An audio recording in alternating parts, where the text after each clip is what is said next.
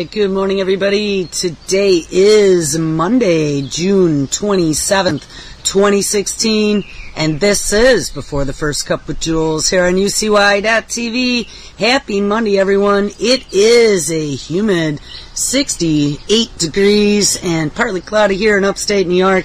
We had some big boomers that came through here last night. Woke me up at like 3 o'clock in the morning, but now we're just suffering the after effects of humidity. So where do we leave off on Friday? We titled the show, Gates and Google Sucking You into the Internet of Things. We talked about a lot of crazy stuff for the last 5 or 6 weeks.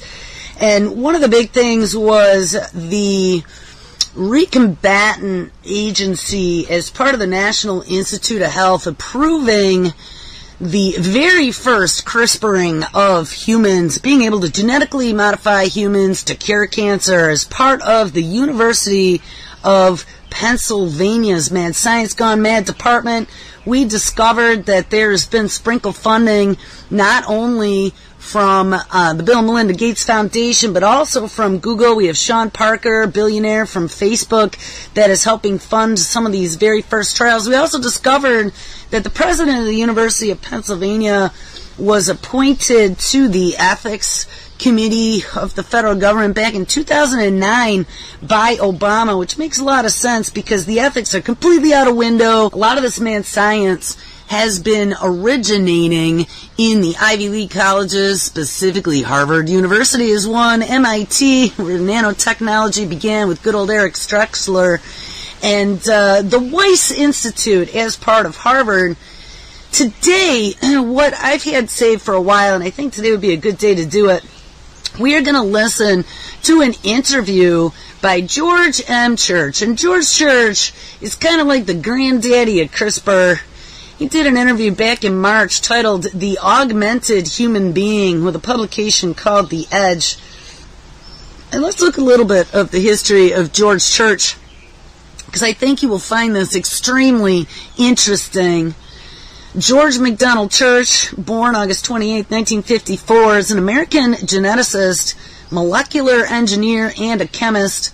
And as of 2015, he is the Robert Winthrop Professor of Genetics at Harvard Medical School and Professor of Health Sciences and Technology at Harvard and MIT, as well as a founding member of the Weiss Institute for Biologically Inspired Engineering at Harvard. Hey, home of the Robo-Bees.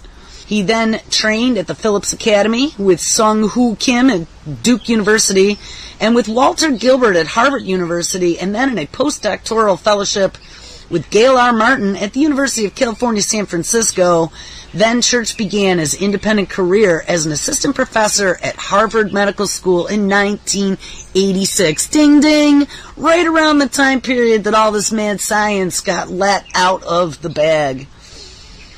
For his career, he spent 6 months in 1984 at Biogen, an industrial laboratory where Professor Gilbert had relocated a sizable part of his former Harvard group, and this was soon followed after by a Life Sciences Research Foundation at the University of California, San Francisco, with Gail R. Martin, a member of the National Academy of Sciences, and the joint discoverer of a technique to extract mouse embryonic stem cells.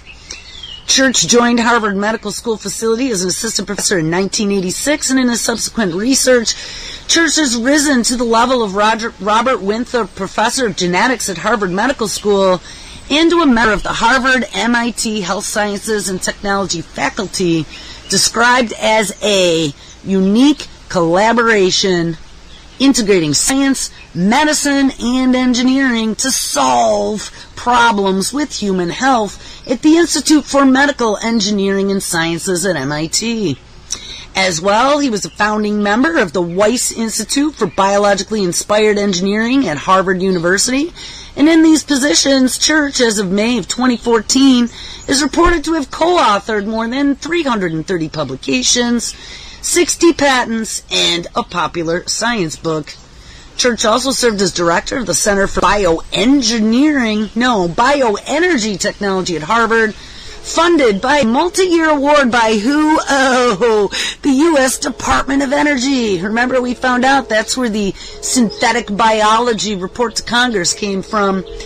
And he is part of the Center of Excellence in Genomic Science at Harvard, but likewise funded by a P50 type award from the National Human Genome Research Institute as a part of the National Institute of Health. Church is best known for his professional contributions in the sequencing of genomes and interpreting such data in synthetic biology and genome engineering, and in an emerging area of neuroscience that proposes to brain map activity and establish a functioning connectome. Now, we talked about that many, many times as well, but we also mentioned that on Friday, that they have a brand new tool that is way more accurate than any genome mapping that they have ever had before, and they are able to not only read thoughts, but to be able to take thoughts and turn them into text. And now they're working on taking thoughts and turning them into voice so they can speak what you are thinking. They're able to extract images from your mind as well. This is very horrifying, and this is the same man that is a founding member of the Weiss Institute at Harvard. He is also one of the granddaddies of CRISPR. He is one of the ones that's looking to recreate and clone the woolly mammoth, and he's involved with the Department of Energy, synthetic biology, and human CRISPRing. Among these, Church is known for pioneering the specialized fields of personalized genomics, precision medicine, and synthetic biology. And he has co-founded commercial concerns spanning these areas, from other green and natural product chemistries to infectious agent testing and fuel production. Gotta love how those are all bundled into the same thing. And as of 2015, according to Google Scholar, most of his cited research has been published in peer-reviewed scientific journals. As part of the BRAIN Initiative, he was part of a team of 6 who in 2012, the scientific commentary proposed a brain map activity, later named the BRAIN Initiative, which of course has now become a national initiative, is edicted by Obama. They outlined specific experimental techniques that might be used to achieve what they termed a functional connectome, as well as new technologies that will be developed throughout the course of the project. Like, reading your thoughts, turning them into voice.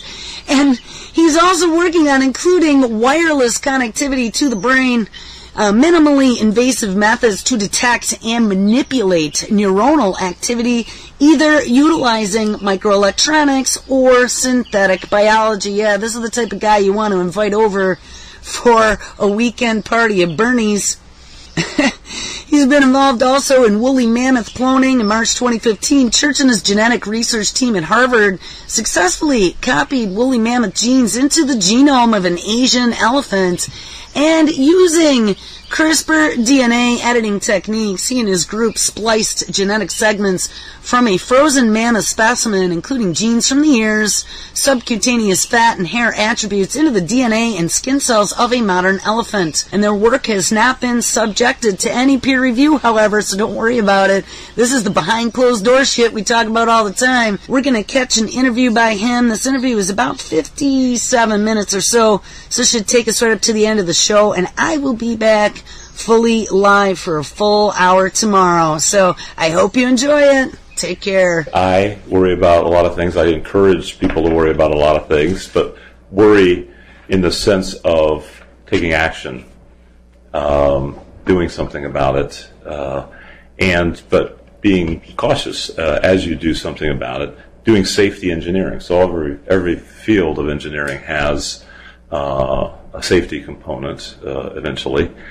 So you have civil engineering, aerospace, so forth. They have huge amounts of the budget that go to safety components, and I think biology is no exception. Certainly pharmaceuticals have a huge fraction of the budget for bringing a new drug to market is not the research and development that produces the first prototype drug, but it's all the clinical trials, toxicity, efficacy testing.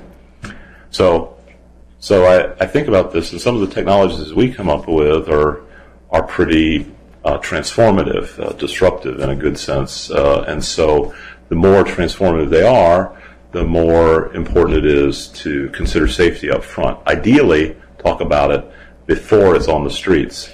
So, a counterexample is the influenza gain of function research, where they brought to influenza some pretty scary new capabilities, and didn't discuss it with really anybody who could have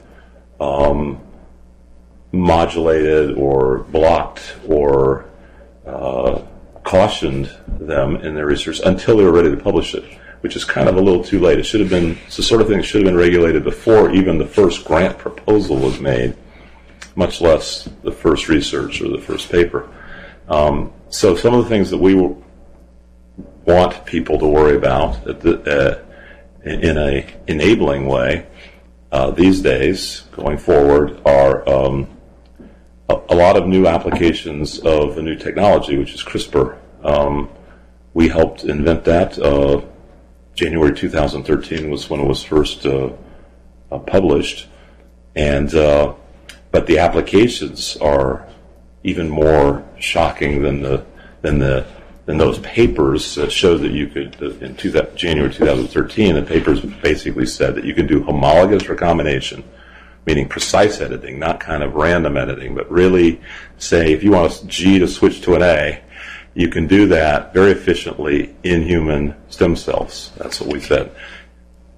So CRISPR was a phenomenology since 1987, but it didn't turn into a technology until 2012-13, and that and what it is a mechanism by which bacteria protected themselves from invading viruses by making a molecular machine that would recognize those viruses and cut their DNA, hopefully killing or at least disabling the virus.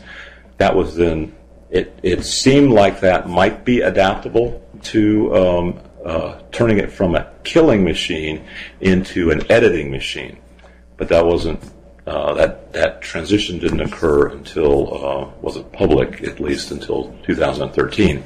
And the way it does it is it has, it's a molecular machine, like many enzymes, catalysts, are a protein component, and this one has a nucleic acid component, a relative of DNA, which is RNA, and the two will then scan along your genome, more or less randomly, jumping around, sometimes revisiting the same site over and over. This is the wrong site, but eventually it finds the right site, and when it does, it rearranges the double-stranded DNA to insert the RNA, and now making a triple strand, and then the protein cuts both strands.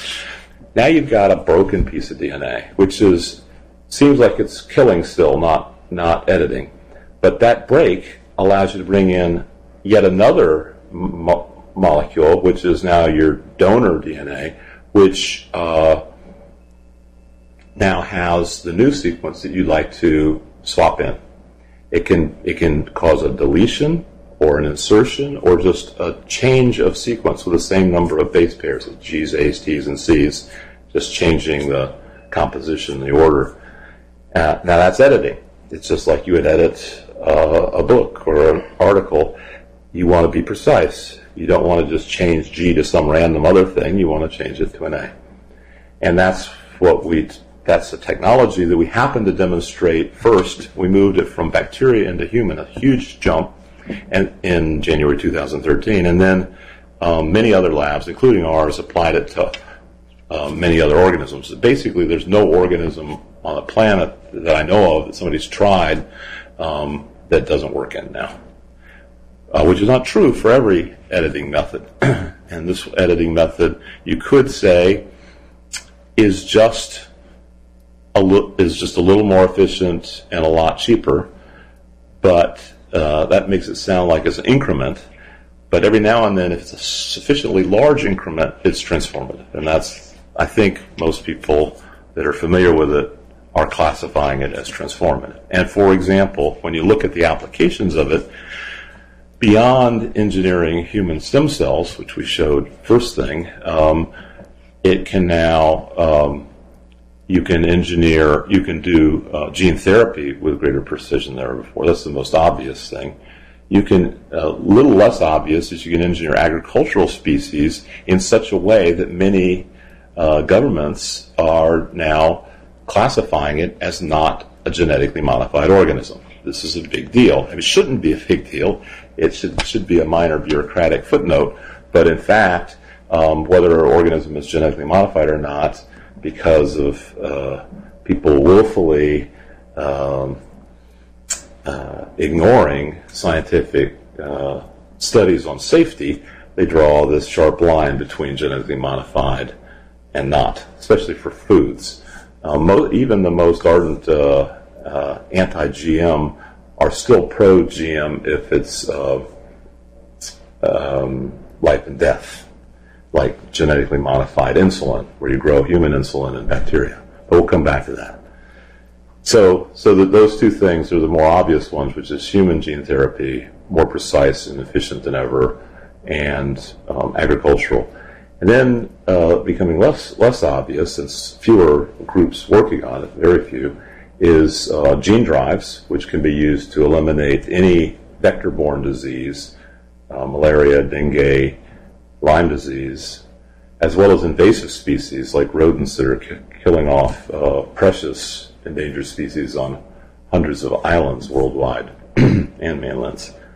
So that's gene drives. And then transplantation, going from pigs to humans, is a million people in need of transplants. It's not limited by just incompatibility between people. It's just there are just not enough people. Even if we were all compatible, there are not enough donors. And so pigs offered that possibility, but there were two problems. One is with the immune incompatibility, and the other is they had endogenous viruses. And so we've used CRISPR to solve both of those problems. And then there's ecosystem manipulation. In addition to gene drives, you can address the isolation of species elements, the territories shrinking, getting divided by roads and other human artifacts, farms, and so forth. So that now they become inbred, and when they become inbred, they become less robust, less fertile, and that's because and that can be found by another revolution that we've been involved in, which is next generation sequencing, or reading the genome. And you can now insert, using CRISPR, the proper, more fertile and more robust version of the genes, or generate greater diversity. Now, some of that diversity you can bring in not only from adjacent populations that are separated by man-made structures, but also diversity that are separated in time. So you can bring in DNA from the ancient, extinct versions of these animals, near relatives, because this amazing next-generation sequencing is so inexpensive and powerful that we can reach back up to 700,000 years into the past and get accurate sequences of long extinct species, but with potentially very valuable lessons for modern ecosystems. Right, so new technologies do change our perception of ourselves. It used to be new discoveries, and it still is.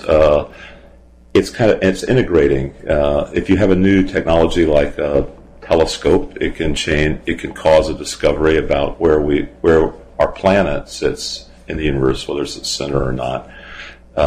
But you can have a theory.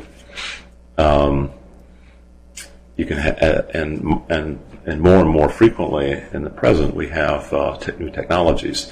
And sometimes people ask me, why is everybody so worked up about applying CRISPR to the germline of humans?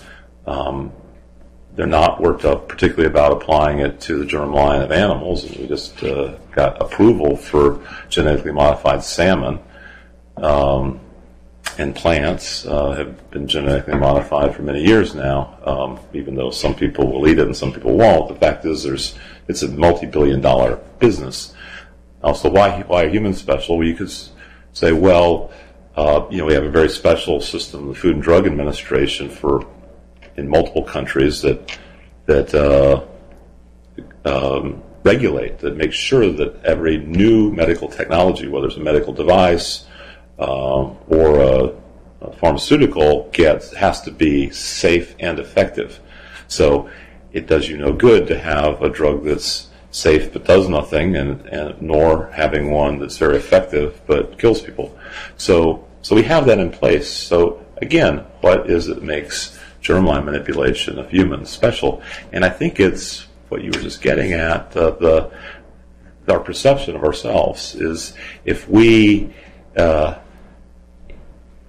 feel that we can change any aspect of ourselves, where do you begin and where do you stop, and who sets those rules? When you're in a more primitive phase of the technology, you don't have to ask that question because it seems so far off, and we can only make minor changes. We can, little nip and tuck, cure, a few vaccines. It doesn't fundamentally change human nature. But if you ever did get a tool where you could fundamentally change human nature to anything you wanted, any hybrid with any animal properties that you like, hybridization with your inorganic machines that's more intimate than it is now, that's changes our view of ourselves. And I guess that's why people consider that they not only want more caution than ever before, which I would concur, they want maybe so much caution that it can never happen. And there are many technologies that get banned at one point or another. It's not unusual. I mean, railroads were banned because trains were colliding with one another, sometimes in the middle of towns. There was a hue and cry about in vitro fertilization. It was pejoratively labeled test tube babies, some kind of scare quotes around test tube babies as if that was intrinsically yucky and unacceptable. But then the instant in 1978, when Elizabeth Brown was born as a beautiful, healthy baby, the first real attempt brought to term, and suddenly it looked like it was 100% successful. And within a few years, there were millions of, there are now, I think, been over 5 million test tube babies. And then for a while, it was kind of quiet between 1978 and now. It came up with recombinant DNA, that maybe recombinant DNA plus test tube babies would be a big thing, but it still seemed very far off, like it could be centuries off. And what happens sometimes is there are delays in technology, like where's my, jetpack or my flying car, and other times it comes faster than we think. So next generation sequencing should have taken, if you drew, lines of, trend lines, if it went like the way computers go, which is pretty fast, it should have taken a little less than a century to arrive, and instead it took a little less than a decade. Same thing with CRISPR as a way of doing genome engineering. It came out of nowhere. I mean, there was no CRISPR technology in beginning of 2013, and 3 years later, it's everywhere. It's all over the place, and it's quite plausible that we can do genome engineering. So the reason that some of these technologies arrive so far ahead of expectations is a mixture of, obsessive pursuit by engineers and serendipity. And these are, and I think with next generation sequencing, a little of each, where my group has been involved in almost every different way of doing next-gen sequencing, ranging from nanopore sequencing to fluorescent sequencing to electronic sequencing like ion torrent. And similarly, we've been involved in every way of doing genome engineering, starting with recombinant DNA, with endogenous homologous recombination, so-called meganucleases, which one of my mentors as a graduate student, Bernard Dijon, discovered. It was only the first of the ways of cutting DNA, that CRISPR is now the most recent. It was also the first gene drive that he discovered in the early 1980s. Yeah, so Bernard Dijon was one of my co-mentors during my PhD, and he discovered the first meganuclease, the first really very specific cleavage where it would cleave once in a genome, and then after that, zinc fingers. We were involved in the zinc fingers with Aaron Klug. Started a little company called Gendac, which later became part of Sangamo, and then tau proteins were even easier to program than meganucleases or zinc fingers. We were involved in that, including one of my talented postdocs named Feng Zhang. He and I worked together on talons, and then he started up his own lab at MIT, and then we both started working on this new phenomenon called CRISPR. It had been in the literature since the 1987, but it was only starting to dawn on groups, mainly biochemists like Jennifer Doudna and Emmanuel Charpentier, how you would go about harnessing this as a technology. There were a number of people before Jennifer, Emmanuel, Feng, and my own labs that had established that it was important in resisting viruses and bacteria, but turning it into a technology of gene editing, I think, was non-obvious, and in fact had a good chance of failure. For example, we had been trying to adapt another genome editing, genome engineering strategy, which we called MAGE, so other people called recombinering. But that really still, after decades of work, only works in E. coli, or only works well in E. coli. And we have not been able to transfer it to other organisms. CRISPR, on the other hand, serendipitously works in every organism without major modifications, just tweaking how the component molecules are produced. Anyway, so Feng Zhang and one of my graduate students, Le Kong, published a paper. Le was the first author in January 2013, side by side with the one that I did with first authors Prashant Male, who's now at UCSD, and Luhan Yang, who's one of the key players in the xenotransplantation work of applying CRISPR to getting organs from pigs. And then everybody read these papers and said it looked pretty easy. We deposited the tools, the molecular tools to do this in a nonprofit called Adgene, and that just caused it to spread even faster, where people realized that for $50 they could get in the game. And it was really, of all the technologies that have helped develop, this was probably the easiest one for people to adopt. Next-gen sequencing, you had a big $1 million machine, even in the very early days, to practice it. This, you just needed whatever you already had, plus this little plasmids you get from this nonprofit Adgene. And then it just spread, and the rest is sort of history. Yeah, so getting back to why people should worry about it. I think there's these very powerful applications, which is like somatic gene therapy in adults, which people should be worried about. So gene therapy in adults, there's now 2,000 gene therapies where you'll take a little piece of engineered DNA, put it inside of a viral coat, so all the viral genes are gone, and you put in, say, a human gene. Or you can have non-viral delivery, but the important thing is you're delivering it either inside of a human, or you're taking cells out of the human and putting the DNA in and then putting them back in. But you can do very powerful things like curing inherited diseases, curing infectious diseases.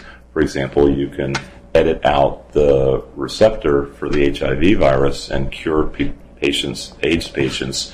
And in a way that's not dependent on vaccines and multi-drug resistance, which has plagued the HIV/AIDS story from the very beginning. So you're basically making a human being which is now altered, augmented in a certain sense, so that unlike most humans, they are resistant to this major plague of mankind, which is HIV/AIDS. So there are now people walking around who are genetically modified. There are some that are resistant to AIDS because they've had their T cells or their, more generally, their blood cells modified. There are children that have been cured of blindness by gene therapy. None of this is CRISPR, but it's in the same vein. CRISPR is overtaking it very quickly, and it's, in a sense, drafting behind all the really beautiful work that's been done with delivery of DNA, delivery of genetic components to patients. But there are 2,000 gene therapies of various sorts in clinical trials in phase 1, 2, and 3. Typically, phase 1 is about toxicity, phase 2 is about efficacy, and phase 3 is when you really say, is it ready for market? One has been approved. It's been approved in Europe by the EMA, not in America yet. It's called Glybera. It's for a pancreatitis, a lipid disorder. It is the most expensive drug in history. It's over $1 million per dose. In principle, it could be one dose per lifetime. So it's comparable to orphan drugs, which are rare disease treatments. But it's and we can hope that we can bring down the cost either by going for larger markets. So some of the diseases that are aimed at are not rare diseases, but they're more common ones. These infectious diseases.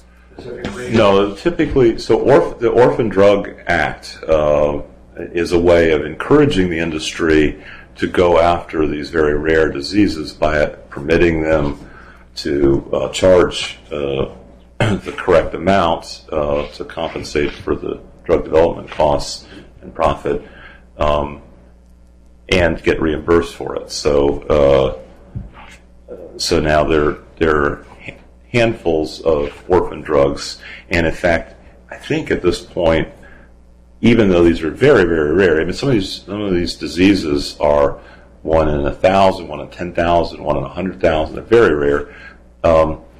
They nevertheless are gaining profitability, which is on the order of 30% of the entire pharmaceutical industry. So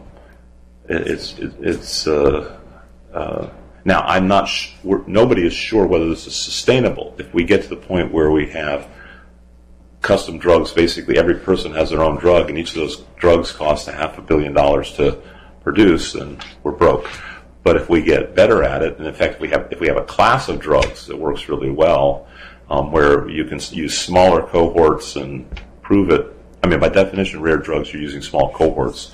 Sometimes they're so small you never even make it to phase 3.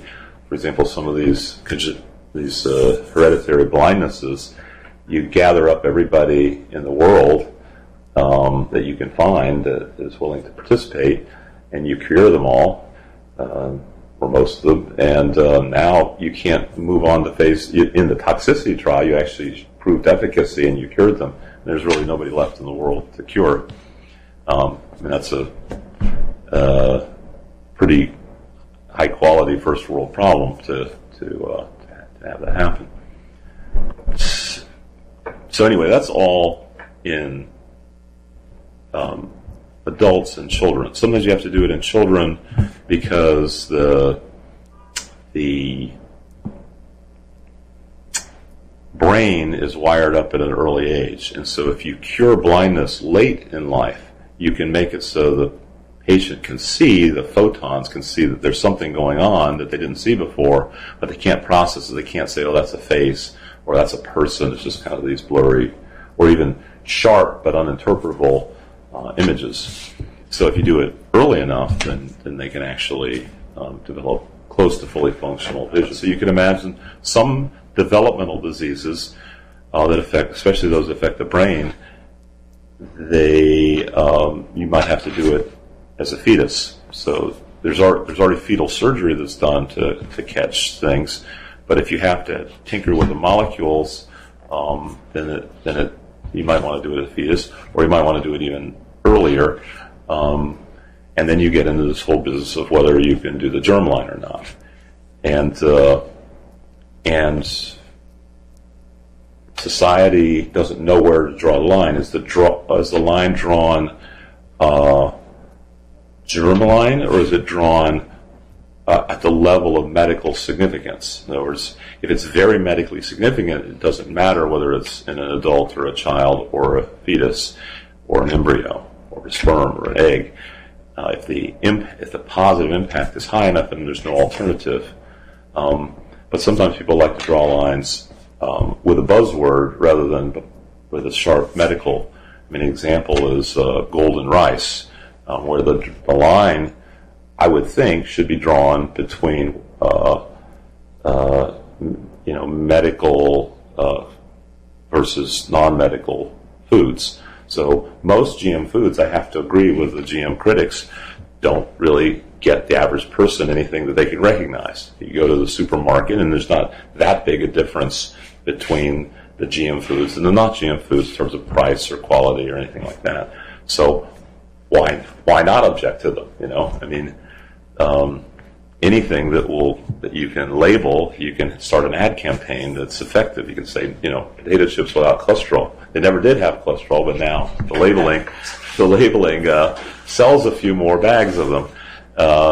So that makes sense. But then golden rice was a tough call strategically for Greenpeace, let's say, and some of their associates. They could have classified that as medical, like the way that you would classify GM insulin. It's very powerful, and 1 million lives are at stake every year due to vitamin A deficiency. And golden rice is basically ready for use in 2002. So it's been 13 years that it's been ready, and every year that you delay it, that's another 1 million people dead. That's mass murder on a high scale. And in fact, as I understand it, that there's an effort to bring them to trial at The Hague for crimes against humanity. Maybe that's justified, maybe it isn't, but the fact is we have a pretty good way of addressing this vitamin A deficiency, and nothing else has worked during those intervening 13 years. It's hard to get them pills because that's very expensive. These are people where they can barely afford rice as their sole source of calories. How are they going to afford medicine? Greenpeace is very well funded. They have many, many times more funding than the groups that are developing the golden rice, and they can lobby the governments to say it's not safe, and they can demand higher and higher levels of safety testing. And then when the safety testing starts to look really good, they can go in and trash the plots of land that's growing the golden rice through vandalism, as happened in the Philippines recently, and then say, well, where's the safety data? Well, it was destroyed by the vandals. So there are many ways that you can block development or approval of something that's quite clearly safe. So the same thing can happen with human germline. You could just treat it the same as other medical technologies, artificial limbs, new pharmaceuticals and so forth. They have to be shown to be safe and effective. Or you could draw a line saying, if it has the word germline modification in it, then no matter how safe it is, we're going to take a less safe method or nothing, rather than have this scare word involved. And I think, I think that once it's proven to be safe and effective, it will be like in vitro fertilization. It will be very difficult to deprive people of a technology that's going to help their children. Now, in all fairness, there has to be no alternative, or typically in medicine, it's not relative to nothing; it's relative to various other technologies. And in the case of genome editing or gene therapy more broadly, the challenge is the alternatives are things like genetic counseling. So the parallel revolution of next generation sequencing provides an alternative for next generation genome editing in this case, because as the price has plummeted from $3 billion to now less than $1,000, complete with interpretation and genetic counseling, you can stop many of these diseases way before you need $1 million gene therapy. So you can prioritize who you're going to date. If you have a particular very hazardous or deleterious carrier status, let's say you have Tay-Sachs carrier status, it's a very it's a disease that when you have two copies, one from each parent, the child is very disabled and usually dies a painful death shortly after birth. It's something that most families that know that they're at risk try to avoid. But there are many, many people who don't know they're at risk until they get the first child. And so the solution is for everybody to know their genome and to not use it as a way of wasting money on hypochondria, but of seeing if there's something very well characterized in medicine, something that's highly predictive and actionable by deciding who you're going to date and then marry. Or it can be done later with slightly more medical and psychosocial inconvenience at the stage of prenatal testing, including a revolution that's coming in part because of next generation sequencing called non-invasive prenatal testing, where you can test the fetus's genes by getting a little bit of blood from the mother. So the cost of gene therapy, of genetic counseling is about $1,000, which can save you $1 million later for either orphan drugs or gene therapy.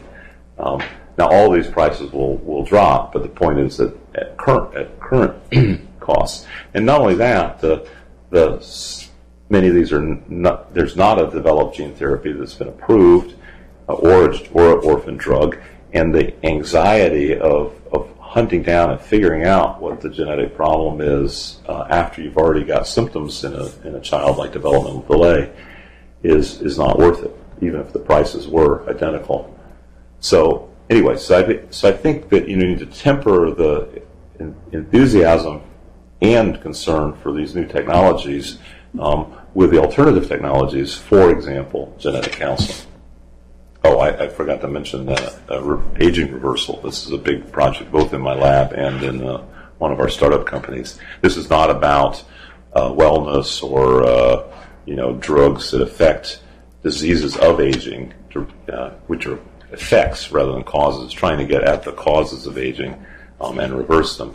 And there's a fair number of precedents for this in animals, but the idea is to get it transferred into humans. Reversal of aging, some examples of this are if you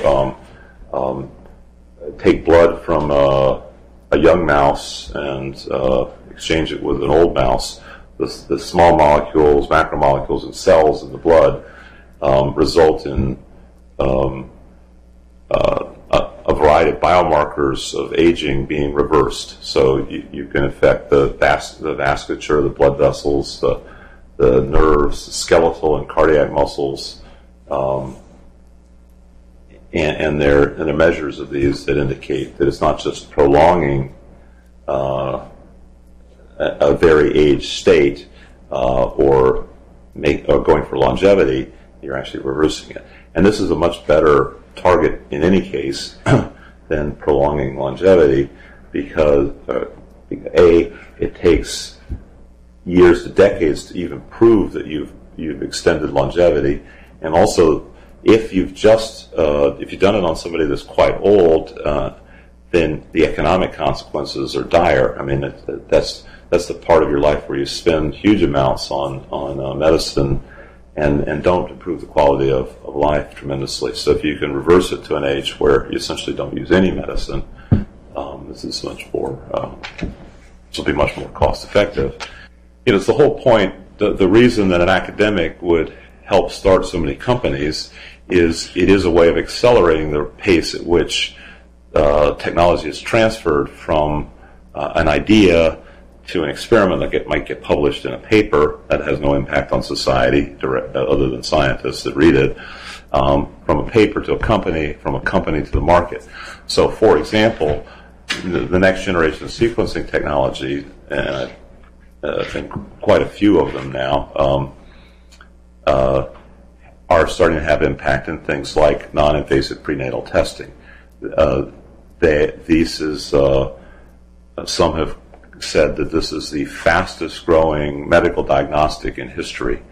It's gone from basically non-existent 3 or 4 years ago to now millions of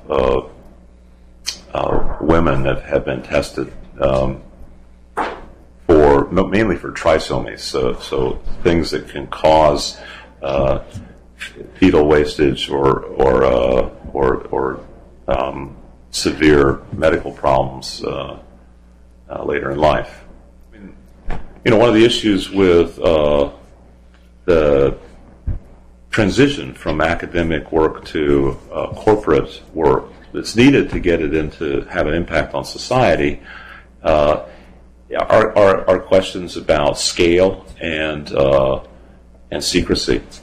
Now, some of the practices in academia and small startups and even large companies are aligned. So some of them are motivated to publish in the same journals, sometimes side by side, because a good, high-quality, peer-reviewed article is a magnet for attracting some of the best scientists to come join you.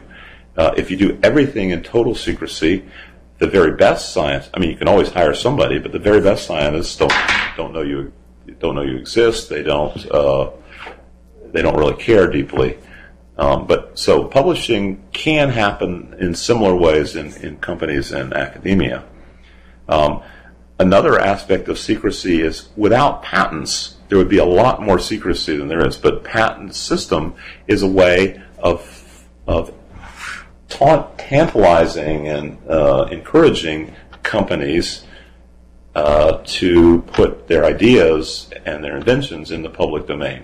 They give them a limited monopoly for 20-some years, but only if they describe in enough detail that it is considered enabling.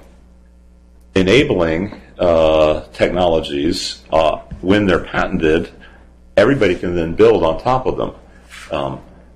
Some people claim that there still will be trade secrets, but not nearly as much, because if you keep it secret and somebody else patents it, then they win, because your secrets are no longer valuable to you because they can sue you for infringing their patent. Even if you did it first, now worldwide it's first to file, not first to invent. The fact that you've been keeping a secret all this time does you no good anymore in the United States, and that's a fairly recent development. So you really have to file it, and that was kind of the whole point. Some people say that patents, are evil somehow, but the alternative is worse, which is trade secrets, which is what would be rampant otherwise. And also, the patents don't stop people from inventing. To some extent, they help us to invent, because we can look at the patent, oh, that's how they did it. And you can build on top of it, stand on the shoulders of giants. The only thing it prevents you from doing is doing the same thing that somebody else did and then making money without giving them a cut. That's what's banned. And so some people say, well, why would I want to invent on top of somebody else's technology? Because I'm just going to have to give it all to them. Well, sometimes you don't have to give it all to them. You can cross-license. You can make a deal where they give you something, you give them something, or where you're both enabled. It's a case by case, and it depends on how much value you add. If you add enough value, you could get more than the original patent, which might have been very preliminary and limited. So Revive and Restore is a spin-off of the Long Now Foundation. Ryan Phelan and Stuart Brand have been championing the merging of some of the most cutting-edge molecular methods like CRISPR and next-generation sequencing with very significant needs in the ecological, environmental conservation movements. We have islands that have many of the world's most diverse and beautiful species of birds, reptiles, amphibia, and so forth, and they're endangered by invasive species, new diseases, slight changes in just even a few degrees change in temperature can shift the ecosystems faster than the species can adapt. We could just say, well, let nature take its course, even though humans are influencing it, or we can use these powerful molecular methods to track, diagnose it, and then to take action with gene drives or with preparing vaccines, gene drives being a kind of vaccination that spreads itself, for making synthetic viruses so we can accelerate the process using CRISPR vaccines to fight them, as we're doing for the herpes virus in elephants. So Revive and Restore is largely about conserving important ecosystems, not just important in some abstract sense, but sometimes in a very practical, human, self-centered way. So, for example, in the tundra of Canada, Siberia, Russia, and Alaska, the permafrost is supposedly permanent, is melting, and with it could be released as much as 2 times the carbon of all the forests all over the world, as if they all burnt and released their carbon dioxide and methane into the air, causing global warming.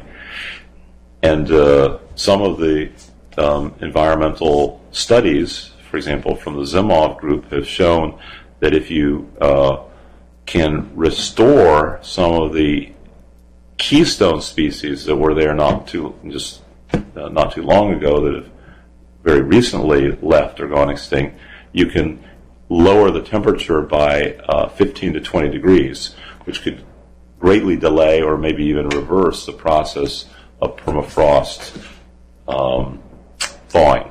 So some of the questions that come up with Revive and Restore of using cutting-edge molecular technologies for ecosystem conservation, preservation.